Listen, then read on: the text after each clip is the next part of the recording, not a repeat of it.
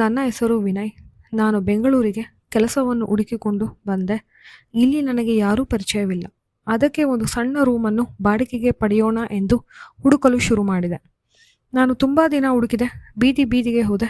ಆದರೆ ನಾನು ಹೋಗಿದ್ದ ದಾರಿಯಲ್ಲಿ ಮನೆ ಬಾಡಿಗೆ ತುಂಬ ದುಬಾರಿಯಾಗಿತ್ತು ಮತ್ತು ಅವರು ಕೇಳುವ ಪ್ರಶ್ನೆಗಳಿಗೂ ನಾನು ಉತ್ತರ ಕೊಡಲು ತಯಾರಿರಲಿಲ್ಲ.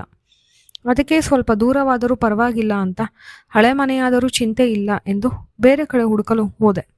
ಅಲ್ಲಿ ಮನೆ ಮನೆ ಹುಡುಕುತ್ತಾ ಬೋರ್ಡ್ ನೋಡುತ್ತಾ ಹೋಗುತ್ತಿದ್ದೆ.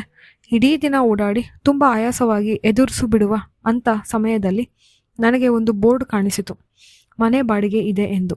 ಮೈಯೆಲ್ಲ ಬೆವರುತ್ತಾ ಆ ಮನೆ ಬಾಗಿಲನ್ನು ತಟ್ಟಿದೆ. ತುಂಬ ಹೊತ್ತು ತಟ್ಟಿದೆ, ಯಾರೂ ಬಂದು ತೆಗೆಯಲಿಲ್ಲ. ಆಮೇಲೆ ಸ್ವಲ್ಪ ಹೊತ್ತಾದ ಮೇಲೆ ಬಾಗಿಲು ತೆರೆದರು.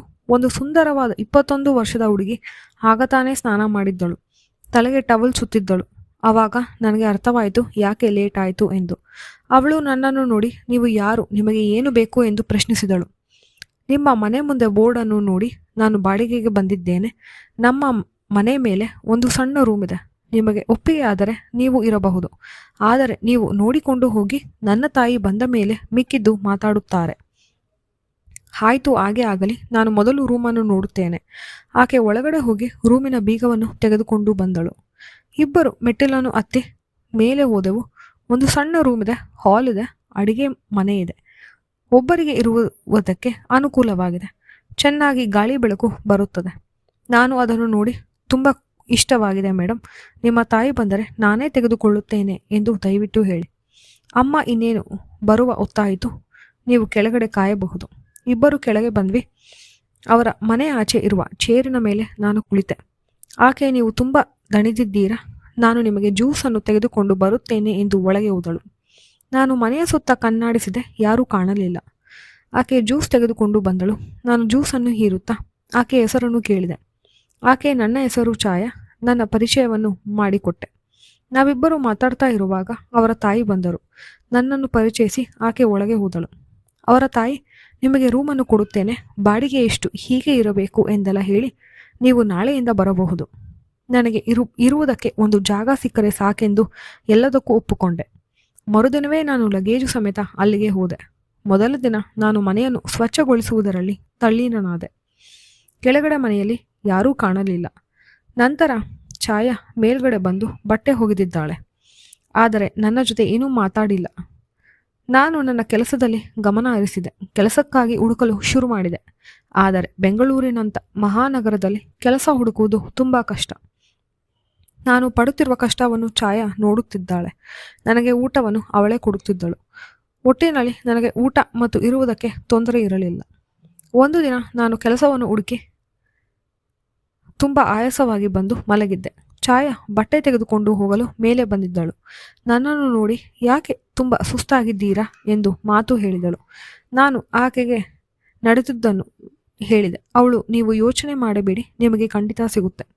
ಅವಳ ಮಾತು ನನಗೆ ಸ್ಫೂರ್ತಿದಾಯಕವಾಯಿತು. ಮರುದಿನ ಅವಳ ಬಾಯಾರಿಕೆಯಂತೆ ನನಗೆ ಕೆಲಸ ಸಿಕ್ಕಿತು. ಈ ಖುಷಿಯನ್ನು ನಾನು ಮೊದಲು ಛಾಯಾಳ ಹತ್ತಿರ ಹೇಳಬೇಕೆಂದು ಓಡೋಡಿ ಬಂದೆ.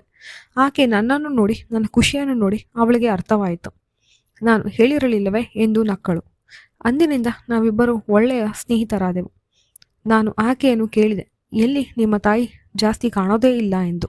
ಅಮ್ಮನಿಗೆ ಕೆಲಸ ಜಾಸ್ತಿ, ಅವರು ಮನೆಯಲ್ಲಿ ಹೆಚ್ಚು ಇರುವುದಿಲ್ಲ. ನನಗೆ ಕೆಲಸ ಮಾಡಲು ಇಷ್ಟ ಇಲ್ಲ, ಅದಕ್ಕೆ ನಾನು ಮನೆಯಲ್ಲಿದ್ದೇನೆ. ಅವರ ತಂದೆಯ ಬಗ್ಗೆ ಕೇಳಿದಾಗ ಅವಳ ಮುಖ ಸಣ್ಣದಾಗಿತ್ತು. ಇಲ್ಲ, ನನ್ನ ತಂದೆಯ ಬಗ್ಗೆ ಮಾತನಾಡಬೇಡಿ ಎಂದು ಕಡ್ಡಿ ಮುರಿದಂತೆ ಮಾತಾಡಿದಳು.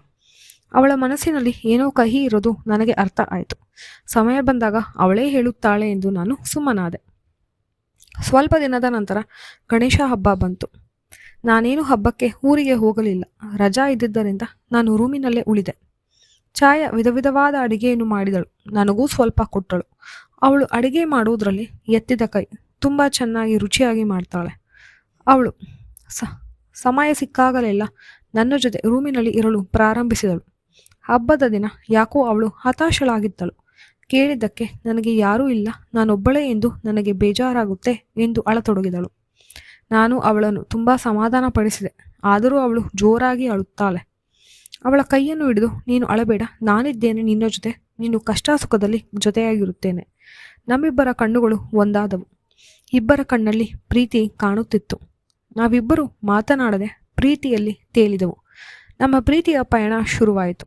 ನಾನು ಅವಳಿಗೋಸ್ಕರ ಬದುಕಲು ಶುರು ಮಾಡಿದೆ. ಆಕೆಗೂ ಜೀವಿಸಲು ಒಂದು ಕಾರಣ ಸಿಕ್ಕಿತು. ಇಬ್ಬರು ಸಿನಿಮಾಗೆ ಹೋದೆವು, ಪಾರ್ಕಿನಲ್ಲಿ ಸುತ್ತಿದೆವು. ಅವಳ ಕಷ್ಟ ಏನೆಂದು ನನಗೆ ಅರ್ಥವಾಯಿತು. ಅವಳು ಒಂಟಿಯಾಗಿದ್ದರಿಂದ ಅವಳ ಏಕಾಂಗಿತನವನ್ನು ತುಂಬ ಕಾಡುತ್ತಿತ್ತು. ಅವಳ ಒಂಟಿತನವನ್ನು ನಾನು ನೀಗಿಸುತ್ತಿದ್ದೆ. ಇಬ್ಬರು ಜೀವನದಲ್ಲಿ ಹೀಗೆ ಇರಬೇಕೆಂದು ಅವರ ತಾಯಿಗೂ ನಾವು ವಿಷಯ ತಿಳಿಸಿದ್ರಿ. ಅವರ ತಾಯಿ ಅವಳು ಇಷ್ಟಪಟ್ಟಂತೆ ಆಗಲಿ ಎಂದು ನಮ್ಮ ಮನೆಯವರಿಗೂ ತಿಳಿಸಿ ನಮ್ಮಿಬ್ಬರ ಮದುವೆ ಮಾಡಿದರು. ನಾವಿಬ್ಬರೂ ಸುಖವಾಗಿ ಸಂಸಾರ ಮಾಡುತ್ತಿದ್ದೇವೆ. ಆದರೆ ಒಂದು ನತದೃಷ್ಟ ಘಟನೆ ನಮ್ಮ ಜೀವನದಲ್ಲಿ ನಡೆಯಿತು. ಅದುವೇ ಆಕೆಗೆ ಕ್ಯಾನ್ಸರ್ ಬಂದಿತ್ತು. ಆಕೆಗೆ ಕೊನೆಯ ಸ್ಟೇಜ್ನಲ್ಲಿ ಇದ್ದಿದ್ದರಿಂದ ಇನ್ನು ಅದನ್ನು ವಾಸಿ ಮಾಡಲು ಸಾಧ್ಯವಿಲ್ಲ ಎಂದು ಡಾಕ್ಟರ್ ಕೈ ಚೆಲ್ಲಿದರು. ಅವಳು ತನ್ನ ಕೊನೆಯ ಆಸೆಯನ್ನು ನನ್ನ ಮುಂದೆ ಇಟ್ಟಳು. ನನ್ನಿಂದ ನಿಮ್ಮ ಜೀವನ ನಿಲ್ಲಬಾರದು, ನಿಮಗೂ ಒಂದು ಸಂಸಾರ ಮಗು ಆಗಬೇಕು. ನಾನು ಹೇಳಿದಂತೆ ನೀವು ಮುಂದೆ ಜೀವನ ಮಾಡಿ ಎಂದು ಅವಳ ತಾಯಿಯನ್ನು ತೋರಿಸಿದಳು. ಏನು ಹೇಳುತ್ತಾ ಇದ್ದೀಯಾ ಛಾಯಾ? ಹೌದು, ಅಮ್ಮಗೆ ಏನು ಹೆಚ್ಚಾಗಿ ವಯಸ್ಸಾಗಿಲ್ಲ. ಆಕೆಗೂ ಜೀವನದಲ್ಲಿ ಒಬ್ಬಂಟಿಯಾಗಿದ್ದಾಳೆ.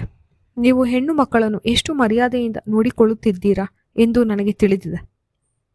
ನೀವು ಅಮ್ಮನ ಜೊತೆಗಿದ್ದರೆ ಆಕೆ ಸುಖವಾಗಿ ಇರುತ್ತಾಳೆ ಎಂಬ ನಂಬಿಕೆ ಇದೆ. ನೀವು ಬೇರೆ ಗಂಡಸಿನ ಥರ ಅಲ್ಲ.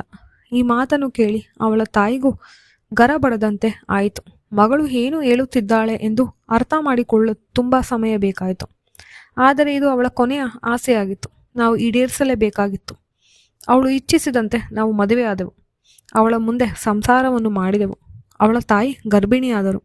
ಈ ಸಂತೋಷದ ಸಮಾಚಾರವನ್ನು ಕೇಳಿ ಛಾಯಾ ಕೊನೆಯುಸಿರೆಳೆದಳು.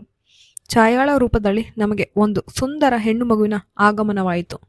ಆಕೆಯೇ ನಮ್ಮ ಮಡಿಲಿಗೆ ಬಂದಂತೆ ನಾವು ಆ ಮಗುವನ್ನು ನೋಡಿದೆವು. ನಮ್ಮ ಜೀವನ ಯಾವ ಯಾವ ರೂಪದಲ್ಲಿ ತಿರುವು ಪಡೆದುಕೊಳ್ಳುತ್ತದೆ ಎಂದು ಯಾರಿಗೂ ಊಹಿಸಲು ಸಾಧ್ಯವಿಲ್ಲ.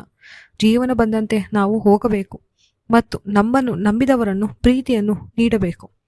ಈ ಕಥೆ ನಿಮಗೆ ಇಷ್ಟವಾದರೆ ಲೈಕ್ ಮಾಡಿ, ಚಾನಲ್ಗೆ ಸಬ್ಸ್ಕ್ರೈಬ್ ಮಾಡಿ. ಧನ್ಯವಾದಗಳು.